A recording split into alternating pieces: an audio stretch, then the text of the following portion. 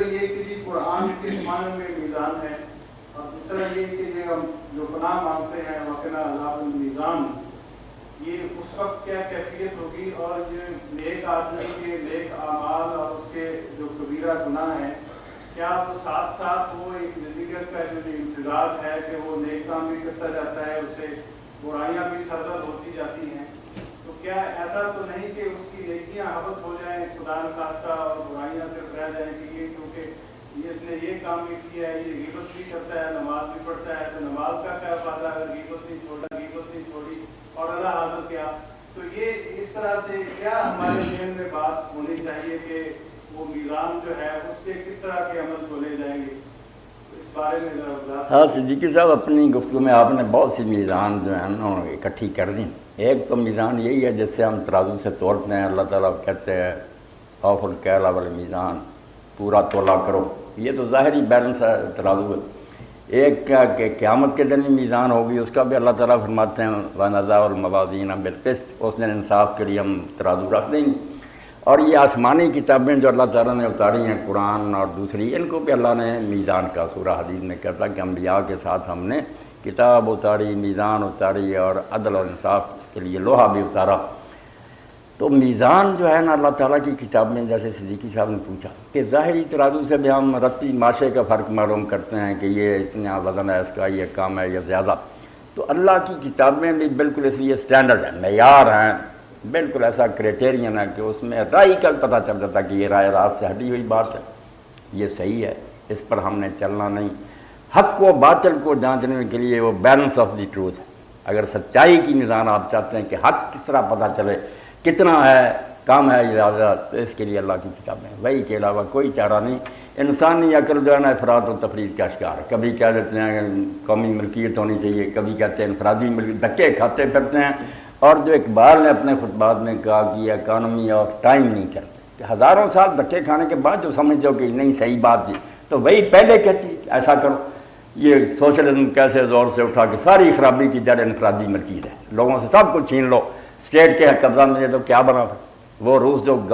برآمد کرتا تھا گندم، خود منگوانے پر مجبور ہو، مزدور کام کرنے سے ہٹ کر، جب ملنا ہی نہیں، صرف روٹی ملی ہمیں، کیا جو سپاہی مکر کے وہ بھی کرپٹ، خیر فطری بات۔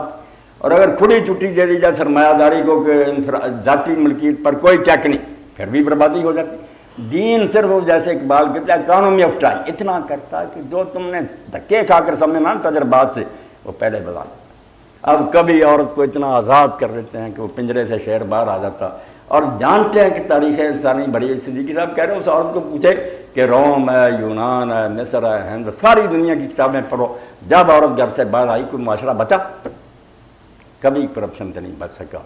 جتنے جی چاہے جتن کرو، جتنا جی چاہے پڑھا لکھا لو، نہیں بچیں گے۔ عورت مرد کا اختلاط سیاہی ایسی ہے کہ اس سے پھر نتائج برے نکلیں، اور نکل رہے ہیں، ساری دنیا مجرے، کیا اخبار رسائل میں آ رہا، ایسے ایسے جرائم جو سوچ نہیں سکتے تھے وہ بچیوں کے ساتھ ہو رہے ہیں، یعنی غیر فطری کام، وہ جو ظلم والی بات وہ بھی غلط ہے۔ اللہ کے رسول علیہ السلام کے بارے میں علامہ اقبال فرماتے ہیں کیسی پیاری بات، آنکھ نازک بر وجود اس کائنات، ذکر اوپر موت باقی بوسلا۔ اقبال ہی تھا۔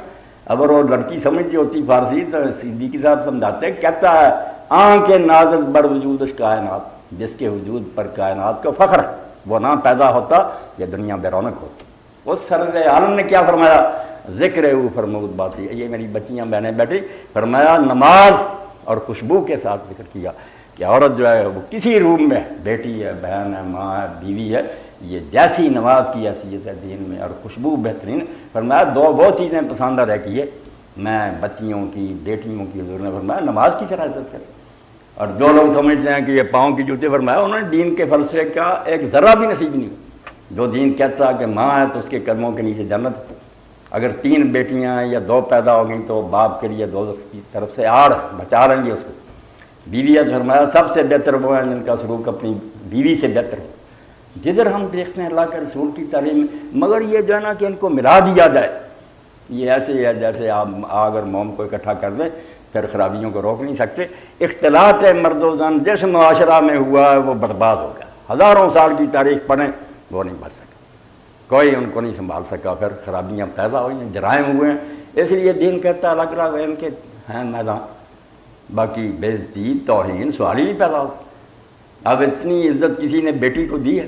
کہ آپ سید الکائنات تھے، اللہ کے حبیب تھے، فاطمہ آپ کی بیٹی تھی، امتی تھی، مگر جب حضرت فاطمہ تشریف لاتی ابو داؤد رسول اللہ اپنی جگہ سے اٹھ کر کھڑے ہوتے، سرور کائنات اٹھ کر کھڑے ہو جاتے اور عربوں کے طریقے کے مطابق پیشانی پر بوسہ دیتے اور اپنی جگہ پر اٹھاتے،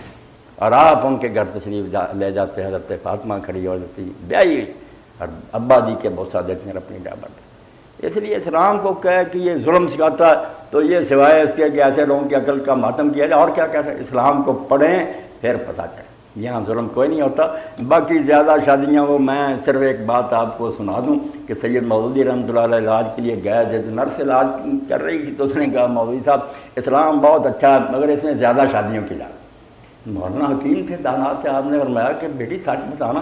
یہاں کسی کی ایک بیوی ہے، ہنس پڑی، کہنے لگی باقی غیر قانونی ہے رکھی ہے، تو فرمایا کیا فائدہ، فراڈ کا فائدہ، ایک کاغذوں میں لکھ رکھو اور باقی بے شمار سے تعلق وہ داشتائیں رکھو، کیوں دھوکے کرتے؟ اسلام اگر پیار کی اجازت دیتا ساتھ عدل کی پابندی نہیں کرتا، ایک کے ساتھ بھی انصاف نہیں کرے گا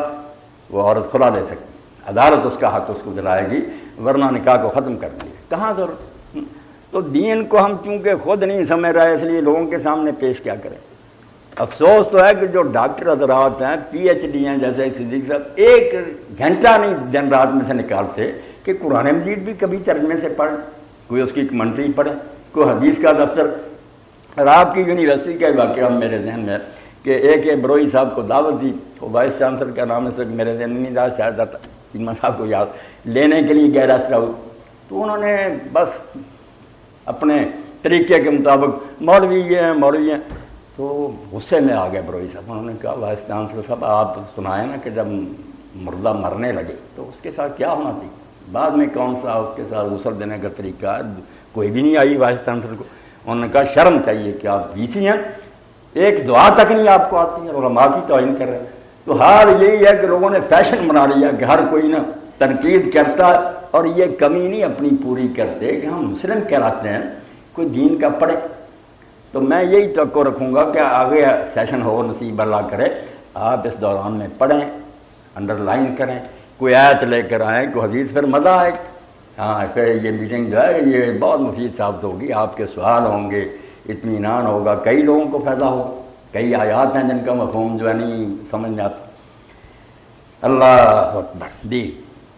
آپ نے فرمایا کہ دجال جو ہوگا وہ یہودیوں میں سے ہوگا، جبکہ دعا میں ہم کہتے ہیں اعوذ بک من فتنۃ المسیح الدجال، اس کے بارے میں آپ کے ذہن میں افسب آیا جو کہ مسیح اس میں کہا گیا، تو اس لیے مسیح ہی ہے نا، اور کرسچین کی طرف ذہن چلا گیا۔ مسیح کوئی جو ہے نا ان عیسائیوں کے لیے مخصوص لفظ نہیں، مسیح مسح کیا ہو، جس کی یہ کام پر اللہ تعالیٰ نے بس ہاتھ پھیر دیا تو اس کو اندھی کر دیا، اس لیے وہ کسی میں سے ہو، یہودی ہو، ہندو ہو، سکھ ہو، جو جس کی کوئی آنکھ بند ہوگی یا کوئی اور چیز اس کی خراب ہوگی، اس کو مسیح کہیں گے کہ اللہ تعالیٰ نے اس کو مسح کر دیا۔ تو مسیح دجال ہوگا یہودی، جو مسیح برحق ہے عیسیٰ علیہ السلام وہ سچے پیغمبر ہے۔ یہ المسیح الدجال، فریبی مکار مسیح، کیونکہ آپ کے علم میں ہونا چاہیے نا کہ یہ یہودی جو نا نامراد، یہ ابھی تک مسیح کے منتظر ہے کہ پہلی بار بھی نہیں آیا۔ اب یہ عیسائی جو ان کے دوست بنے ہوئے ہیں، شرم سے ان کے لوگ کو مرنا چاہیے کہ ہم مسلمان تو عیسیٰ علیہ السلام کو مقدس رسول مانتے ہیں، اس کی ماں کو مقدسہ مانتے ہیں، اللہ کے حکم سے پیدا ہوئے۔ یہ یہودی تو حرام زادے کہتے ہیں کہ وہ حرامی تھا، مریم نے زنا کیا تھا، وہ حرامی کو ہم نے جادوگر کو سلیب چڑھوا دیا۔ عیسیٰ علیہ السلام کی اتنی توہین اس کی ماں کی کرتے ہیں، ہماری دشمنی میں یہ بش وغیرہ ملے ہو، عیسائیوں اور یہودیوں کا آپس میں کیا میل؟ تو وہ کہتے ہیں مسیح پہلی بار بھی نہیں آیا، اس لیے پرامد مسیح جو ہے نا، مسیح موت، اس کے منتظر ہیں کہ ابھی پہلی بار بھی نہیں آیا۔ جب وہ ایک مکار پھر اس سے فائدہ اٹھائے گا نا کہ یہ انتظار کریں، وہ اعلان کر دے کہ آنے والا میں ہوں، یہ اس کے پیچھے لگ جائیں۔ اصل عیسیٰ علیہ السلام کو نہیں مانا، اور یہی حکمت ہے کہ انبیاء نے سارے اللہ تعالیٰ نے پیغمبر مار دیے، عیسیٰ علیہ السلام کو نہیں مارا، اس کو زندہ رکھا ہے تاکہ جب اس کے نام پر یہ فرار ہو وہی اترے اور کہے کہ آؤ میں بتاتا ہوں کہ اصل مسیح یہ ہے، تم اس کو مان گئے، جھوٹے کو مجھے مانا نا جب میں سچا تھا، اب تمہارا بھی علاج کروں گا۔ سب یہودی ختم، عیسیٰ علیہ السلام ختم کریں گے، یا اسلام لائیں گے یا ان کے ہاتھ سے مارے جائیں گے، ان کا لیڈر بھی مارا جائے گا۔ اور عیسائی بھی جو ہے ان کو بھی آ کر وہ حقیقت سمجھا دیں گے کہ نہ میں خدا تھا نہ خدا کا بیٹا تھا، جو قرآن کہتا میں وہی تھا، اللہ کا بندہ تھا۔ اس لیے یہ عیسائیت بھی ختم، یہودیت ختم،